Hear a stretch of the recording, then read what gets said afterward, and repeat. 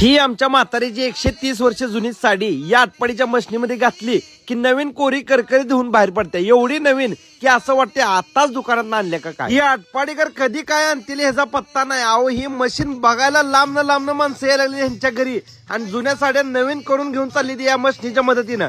बघा तुम्ही काय करताय, तुमच्या जुन्या साड्या असल्या तर कुठं तर बंबई मीठ वाल्याला दी, भांडी घे, कुठं काय तर घे.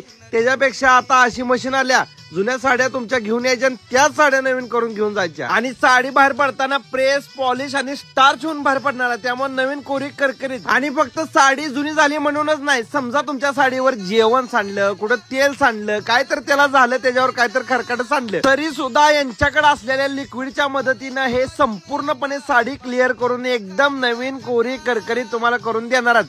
बरं साडी कसली, सिल्कची असू द्या, गोंडवाले असू द्या, कलांजली असू द्या, पैठणी असू द्या, कॉटन असू द्या, सॅटिन असू द्या, वुलन असू द्या, अहो कसली असायची ते असू द्या, एकदम नवीन कोरी करकरी तुम्हाला करून मिळणार आहे या लिक्विडच्या आणि मशीनच्या साह्यानं. कितीतरी महिला आपल्या भारी भारी साड्या जुन्या झाल्या म्हणून हाय अशा कपड्यात ठेवतात, नाहीतर देऊन टाकतात.